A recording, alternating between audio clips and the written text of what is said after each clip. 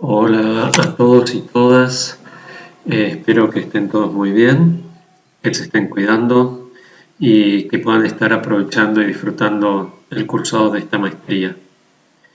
Lo que vamos a ver hoy es un poco de metodología de neuroimágenes, es un repaso a algunos métodos que ustedes ya vieron y vamos a ver algunos nuevos. Eh, Primero quisiera contarles los antecedentes, el antepasado de lo que fueron los métodos de neuroimágenes. A mediados del siglo XIX comenzaron a verse las primeras correlaciones entre estructura anatómica y funciones cognitivas. Uno de los casos más conocidos es el del paciente Tan, que fue descrito en 1861 en un estudio post-mortem por el neurólogo y psiquiatra Broca. Lo que él describió en este paciente que en vida, cuando estaba internado en el hospicio neuropsiquiátrico, mostraba un déficit muy severo del habla. De hecho, solo podía pronunciar la sílaba tan, de ahí su nombre. Y lo que describió Broca al estudiar el cerebro de este paciente fue que existía una neurodegeneración muy marcada en esta zona que pasó a llamarse, obviamente a partir de entonces, el área de Broca y no el área de Tan. ¿Qué limitaciones tiene esta metodología? Bueno, limitaciones muy serias. Primero, la disponibilidad de las muestras. Es decir, hay que esperar a que el paciente cuyos síntomas uno describió en vida se muera. Por otra parte, hay solo una correlación entre la lesión y el síntoma. Y no se observa en realidad el sistema en funcionamiento porque lo que estamos haciendo es estudiar la anatomía del cerebro una vez fallecido el paciente. Un avance que hubo, si bien todavía no llegamos a las neuroimágenes, pero fue un antepasado importante, fue el descubrimiento de los rayos X por Wilhelm Röntgen en 1896, que de hecho fue un evento fortuito, dado que dejó una placa radiográfica guardada en un cajón junto con material radioactivo y descubrió que ese material radioactivo emitía rayos cuyo nombre fue X porque no sabía qué ponerle, eran desconocidos, y que esos rayos podían velar las placas fotográficas. Una de las primeras radiografías que sacó se corresponden a la mano izquierda de su esposa, donde llevaba, acá se puede ver el anillo de casamiento.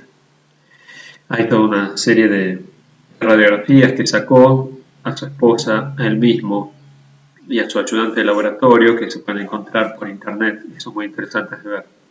Este fue el primer método que permitía ver al menos la anatomía interna del cuerpo, o al menos de las partes duras del cuerpo, cuando el paciente o la persona todavía se encontraba en vida y no había necesidad de abrirlo para ver dentro del cuerpo.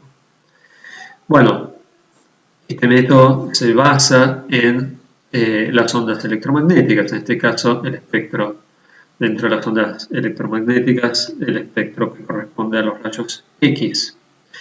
Las ondas electromagnéticas son variaciones en la intensidad o la amplitud del campo electromagnético y que se desplaza a lo largo del espacio. Un campo electromagnético consiste en un campo eléctrico, aquí señalado por las flechas rojas, cuya intensidad varía, y un campo magnético, que es exactamente perpendicular a el campo eléctrico.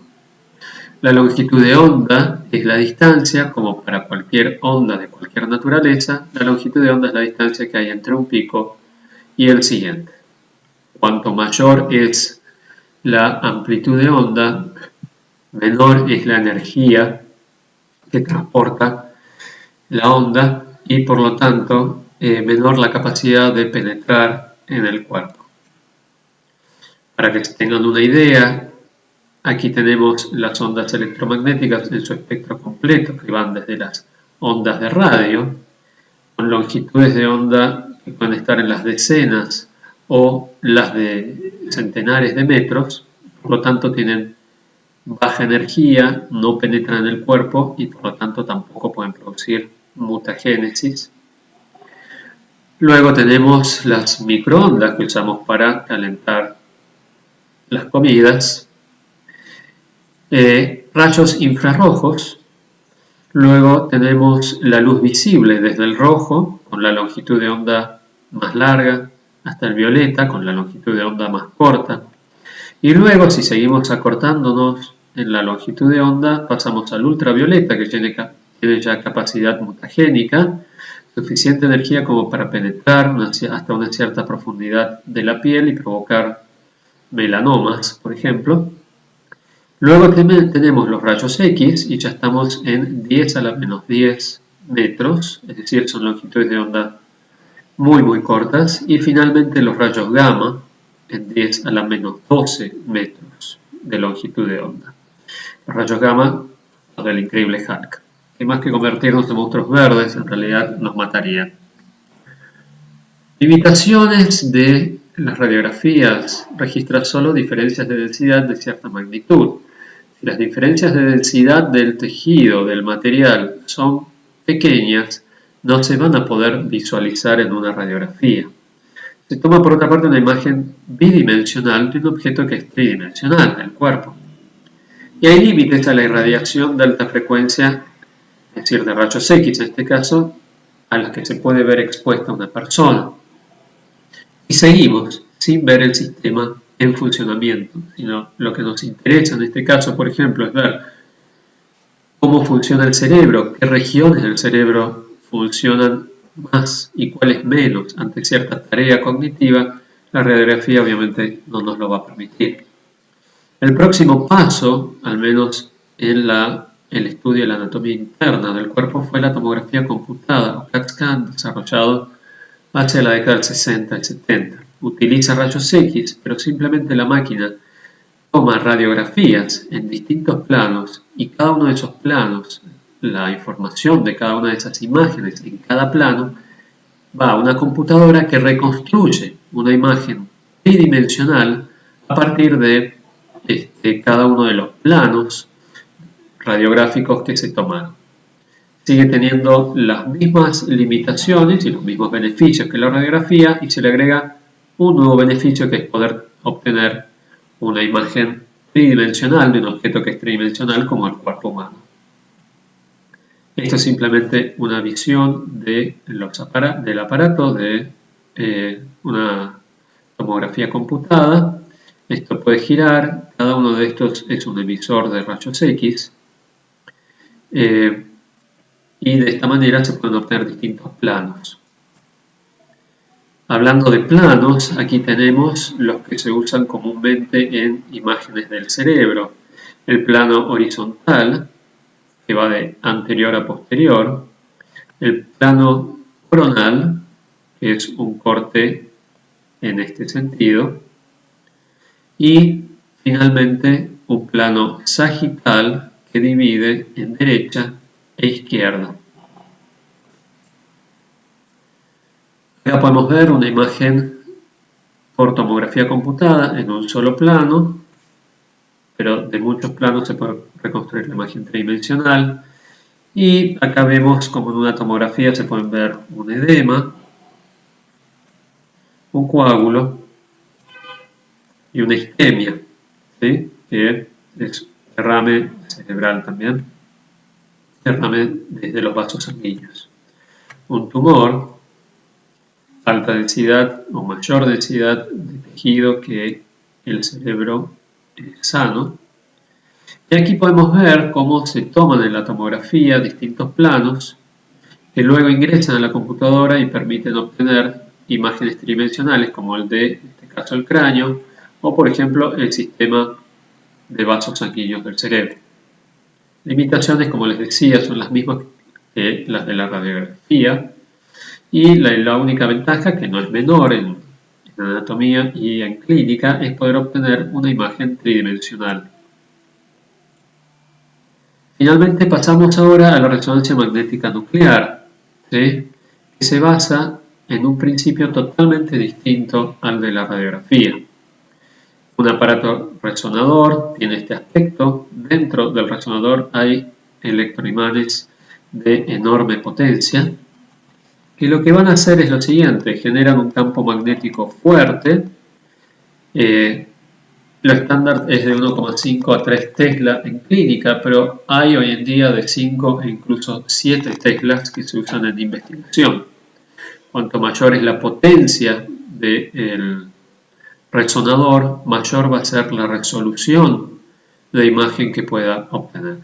El Tesla es la unidad de medida de un campo magnético. Para que se hagan una idea, el campo magnético de la Tierra, que se usa desde hace siglos para orientarnos con la brújula, es de 0,0002 Tesla.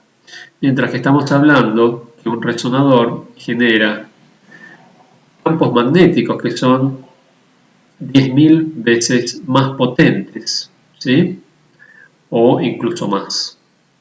Con este campo magnético tan fuerte, al entrar al resonador, lo que se logra es un alineamiento de los átomos de hidrógeno del agua.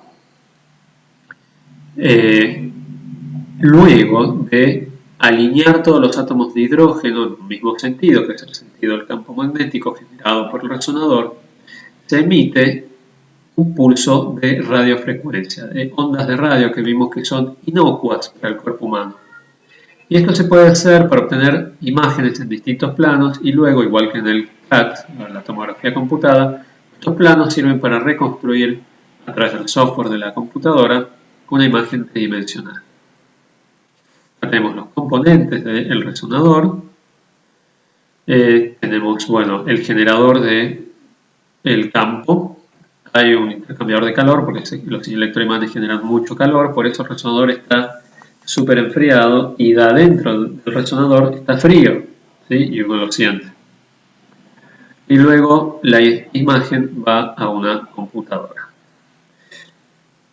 Como les decía, este campo magnético tan intenso tiene la suficiente intensidad como para alinear los átomos de hidrógeno que principalmente se corresponden con las moléculas de agua, que son alrededor del 70-75% de las moléculas que conforman nuestro cuerpo.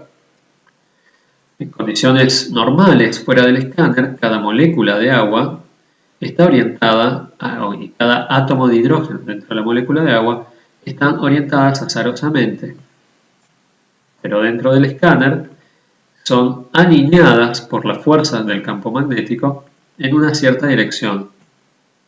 Luego se da un pulso de radiofrecuencia y lo que se logra con esto es lo mismo que se hace al tumbar uno de estos muñequitos tipo Topi, cuando yo era chico, en la década del 80.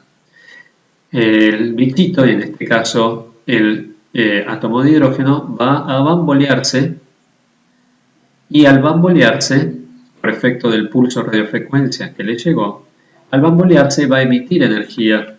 Esa energía es captada por sensores dentro del resonador y la información va a ir a una computadora que va a generar este tipo de imágenes, sea en T1 o en T2. Si alguno se hizo una resonancia magnética, va a ver que en el informe aparece si la imagen es en T1 o en T2, en general son en T1.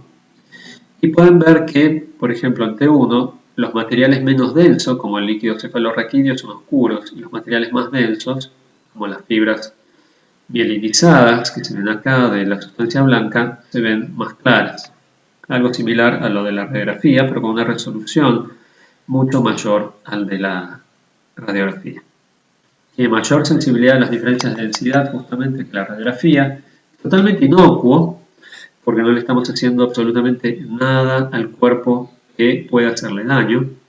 Las ondas de radiofrecuencia son inocuas, al contrario de las ondas los rayos X, que sí pueden ser mutagénicos. Las limitaciones es que no se observa el sistema en funcionamiento y que un equipo, además de resonancia magnética funcional, perdón, la resonancia magnética es muy caro. Ahora, ¿qué pasa con los métodos funcionales? Bueno, vamos a verlo en el siguiente video.